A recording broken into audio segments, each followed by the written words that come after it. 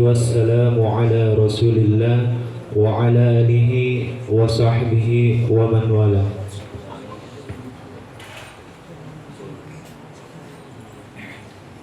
Segala puji bagi Allah Subhanahu wa ta'ala yang mana telah memberikan segala berlimpah-limpah nikmat karunia-Nya, taufik hidayahnya kepada kita semua, bahwa pada hari ini Dialah yang menunjuk petunjuk hidayah kita akan sampai pada masjid yang mulia, yaitu Al-Istiqomah. Tanpa bantuan mereka atau tanpa bantuan dari Dianya atau arahan dari Dia, mana mungkin kita sampai ke masjid yang mulia ini. Salawat serta salam marilah kita junjungkan kepada Nabi besar kita Muhammad sallallahu alaihi wasallam, kepada sahabatnya, kepada keluarganya, kepada sahabatnya, dan kelak kita akan diberikan voucher terbaik di akhir yaumil qiyamah kelak, yaitu syafaatun Rasulullah sallallahu alaihi wasallam. Amin ya rabbal alamin. Yang saya hormati kepada Kiai Haji Angku, dan yang saya hormati pula kepada dosen, guru-guru YAPIS, serta mahasiswa sekaligus anak MA ataupun MTS. Mohon izin kepada semuanya untuk Al-Fakir yang akan memberikan petunjuk atau sebuah dari ulama kita yang bermazhab fikih di terutama di Indonesia, yaitu mazhab Syafi'i. Al-Imam Syafi'i rahimahullah berkata, "Ala tanalul ilma illa bisittah." Engkau tidak akan mendapatkan ilmu kecuali 6 jalan. Sa'umbika wa tafsiluhu bibayan. Akan aku berikan secara rinci penjelasan untuk kalian semua. Apa itu diantara 6? Yang pertama, zakaun, cerdas. Cerdas itu salah satu halnya memang dari Allah Subhanahu wa ta'ala. Kecerdasan kita baik di sekolah, di pendidikan, ataupun di lingkungan kita sendiri. Cerdas itu dari Dia. Dia siapa? Allah Subhanahu wa ta'ala.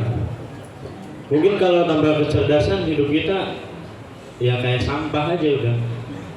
Gak ada berkahnya, lurus-lurus aja, banyak beloknya gitu, banyak bolongnya, dan gak tahu kemana arah jalan hidup kita tanpa kecerdasan itu. Faktor pertamanya cerdas. Cerdas bisa jadi dari orang tua. Kenapa kok jadi dari orang tua? Bisa jadi orang tuanya mendidiknya dengan baik, tanpa ada kata-kata kotor. Coba kita lihat fenomena sekarang kan, orang tua yang udah berkata kasar kemungkinan kepada anaknya. Segala bahasa hewan disebutkan, bahasa penjajahan disebutkan, semua disebutkan. Sampai-sampai anak itu bingung mau ngebalikinnya kayak gimana. Ini kalau bukan orang tua gue udah bantai gitu. Pasti bisa seperti itu, ya kan? Ya, karena orang tua. Kalau bukan orang tua kita, mungkin kita bisa melawannya sedikit lah, jangan banyak lawannya. Gak mungkin kita orang tua, mungkin dari orang tua marah, ada kesalahan kita juga. Pulang sore atau malas belajar, apalagi ngaji ya. Ngaji yang udah minim lah dilihatnya. Saya lihat sekitaran kalau asar ataupun maghrib, orang-orang tua sini tuh memotivasi untuk kita, tahu nggak? Kenapa? Sore asar baca Quran. Kata saya kok keren-keren betul nih orang-orang sini. Tua-tuanya masih gemar baca Quran. Itu motivasi untuk kita anak-anak muda. Masa kita tidak tergiur gitu melihat orang tua yang udah sepuh atau udah lanjut usia membaca Quran? Masa kita nggak tergiur? Subuh aja kalau nggak salah sini orang tua semua rajin, mereka menghadiri pengajian, ataupun yang lainnya. Masa kita nggak termotivasi gitu? Itu untuk kecerdasan kita pula. Itu faktornya dari orang tua. Kenapa orang tua berperan baik dalam kecerdasan? Bisa jadi dalam dalam menafkahinya halal. Terus ada kan suatu amalannya bahwa ketika orang tua mengaduk nasi atau ini, dia membacakan sholawat atau baca doa-doa amalan lainnya supaya apa? Anaknya itu cerdas. Itu. Yang kedua, wahirsun, semangat. Gak mungkin dong kita cari ilmu itu nggak semangat. Masa iya datang ke sekolah lemas? Semangatnya karena ada cinta aja, nggak mungkin kayak gitu kan? Karena ada cinta kita semangat, ya elah. Orang tua kita berperan seperti apa kalau dengan cinta doang? Kalau cintanya perempuan aja lebih baik, kok orang tua cintanya direndahkan? Kan nggak mungkin seperti itu. Siapa yang memfasilitasi kita semua? Orang tua. Karena kesuksesan itu 30% milik kita sahamnya, 70% milik orang tua. Bukan dari relasi-relasi dekat atau teman-teman dekat yang memberikan kita jalur kesuksesan. Bisa jadi doa dia yang merintih setiap malam, kesakitan sungguh-sungguh, ingin anaknya cerdas, semangat dalam menggapai ilmu, sukses pokoknya. Itulah yang harus kita jadi pantangan gitu dalam belajar. Dia harus semangat. Kalau nggak semangat, gurunya juga lemas. Iya kan? Gurunya lemas. Kadang kalau ini pengen cepet-cepet pulang aja dah nih. Betah banget gue liat nih kayak gini misalnya. Ini murid pagi-pagi udah kayak ayam layur, subuh-subuh udah pada tidur semuanya. Guru itu bingung mau gimana nih cara semangatinnya. Akhirnya dia flashback, oh mungkin karena saya dulu pas jadi murid juga seperti ini, atau apa mungkin ini karma dari saya. Terus setelah wahirsun adalah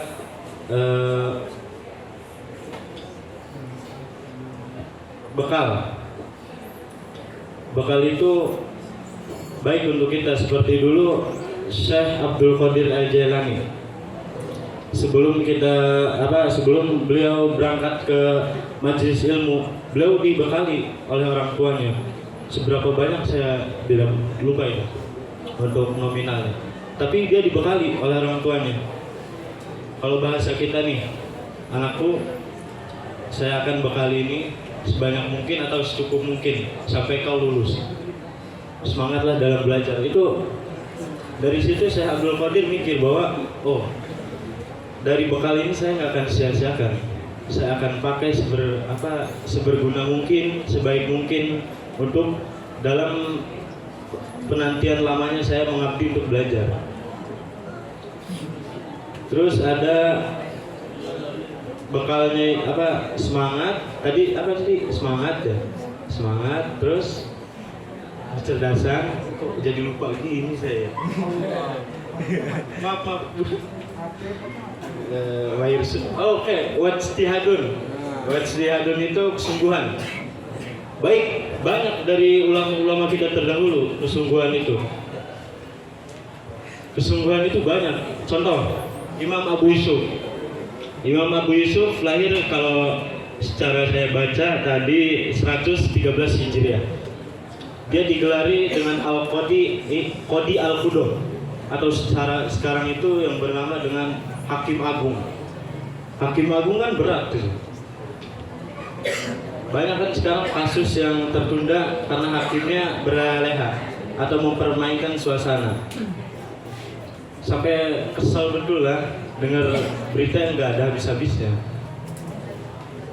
Itu aja dengan berita yang lama seperti itu malah membuat kita jadi mengadakan sifat yang dengki gitu. Sifat yang jelek. Ini kapan selesainya ini? Kok nggak ada namanya pembenaran dalam hakim ini? Jadi orang-orang yang memancing kita untuk berbuat jelek, seperti misal ada ini contohnya memancing kita untuk selingkuh. Selingkuh lah ya. Nggak mungkin kan kalau selingkuh.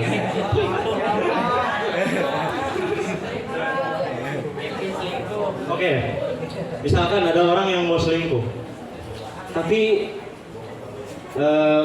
jemaah atau teman-teman semua jadi covernya dia, jadi apa ya, saksi bisu lah. Saya mau selingkuh, kau jangan bilang-bilang pada istriku kan. Akhirnya kalian dibayar gitu. Misalkan dengan contoh itu, tadinya nih kalian rajin sholat, ngaji, nge-push gitu, 2 juz sehari. Terus bukan nge-push Mobile Legends ya, ini nge-push ngaji, beda lagi. Terus kita dipaksa oleh dia, kau jangan bilang-bilang ya. Kalau kau bilang, saya matikan kau. Dengan seperti itu, akhirnya diiming-iming apa? Uang. Mana nomor rekeningmu? Seperti itulah, aduh, menjelekan diri kita. Jadi janganlah sampai seperti itulah. Kita kan anak-anak, insya Allah yang dirahmati Allah, anak-anak muslim yang baik, gitu kan? Anak-anak yang benar-benar jadi apa ya? Jadi penerus ulama-ulama Indonesia. Terus jadi penegak-penegak Islam, jadi hakim-hakim yang jujur dan baik. Tidak yang leha-leha hakim. Kalau mau jadi hakim, benar jadi hakim. Katakan AA, jangan ada B. Karena B itu 2 perutnya. Iya, A, mendingan jadi satu diri kita aja. Jangan mau apa ya, dikotorin oleh omongan orang lain. Hakim itu kalau bisa pakai tutup telinga, pakai tutup telinga. Saya punya pendapat ini A, bahwa ini pelaku kejahatan yang harus dipenjara 15 tahun. Titik, udah. Jangan mau diiming-iming, mana nomor rekeningmu ya? Yalah. Kita niat baik dari kecil sampai besar sampai kuliah, mengambil apa ilmu tentang mengambil sarjana hakim agung. Mengambil. Pas jadi sarjana, jadi orang bodoh. Mau diiming-iming uang, mau ini itu.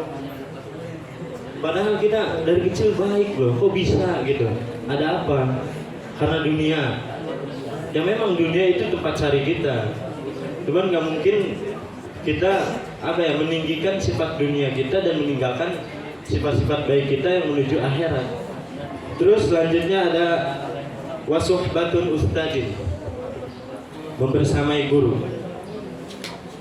Dimana pada zaman-zaman dahulu ulama-ulama kita itu selalu membersamai gurunya, baik ke masjid, baik ke tempat-tempat dia tablik akbar atau kajian dan sebagainya. Dia ikuti gurunya minta ini, dia turutin. Gurunya minta ini, ada zaman sekarang loh. Gurunya minta ini, tar dulu pak, gue juga udah capek pak. Jawab dengan gitu. Terus kalau gurunya galak ditandain sampai lulus. Saya tandain pokoknya ini, saya nggak mau pokoknya.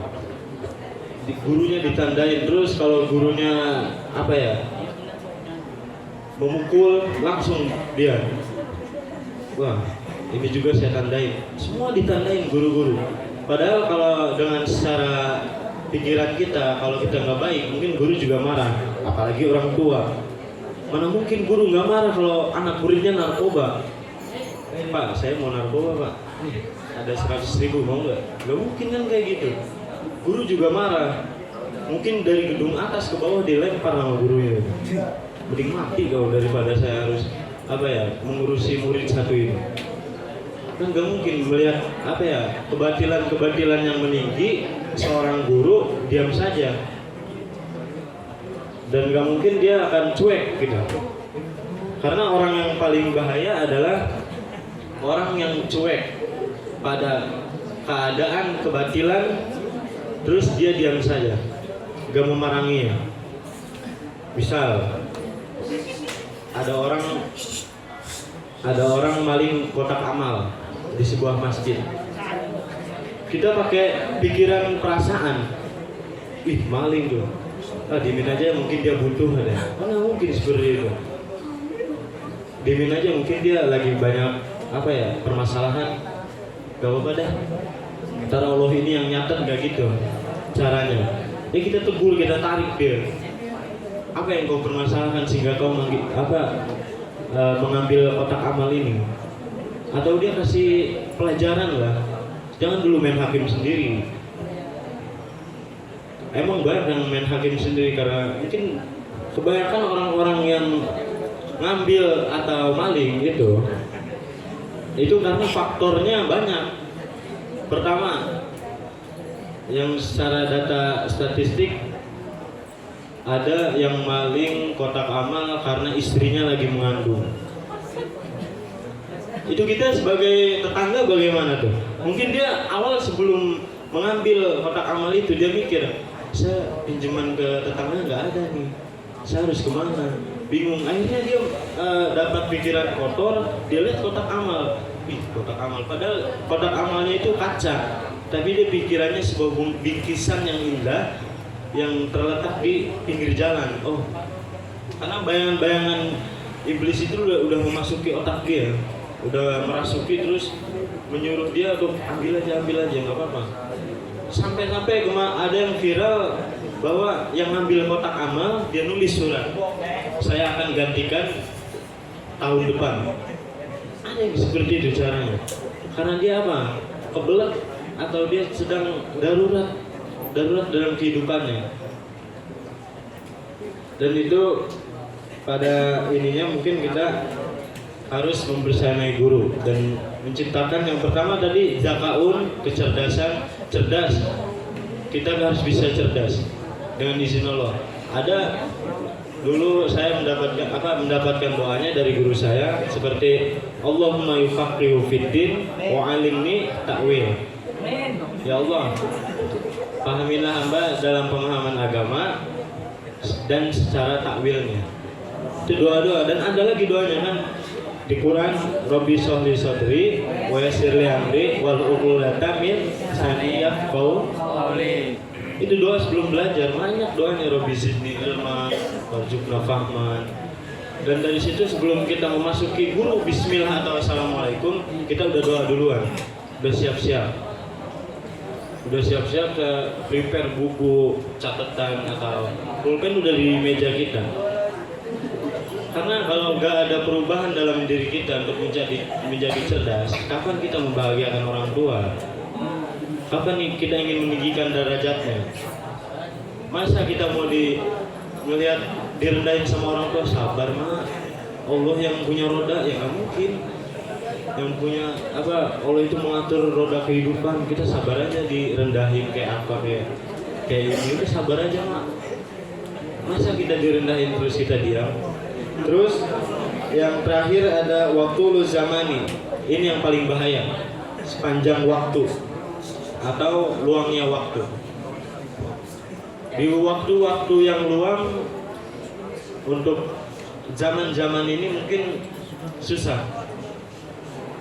Karena kalau udah punya niat baik, karena sekarang ada internet yang begitu canggih kan, media-media yang telah mengotori diri kita, seperti aplikasi-aplikasi yang udah banyak mengotori anak-anak sekarang lah, terutamanya perempuan.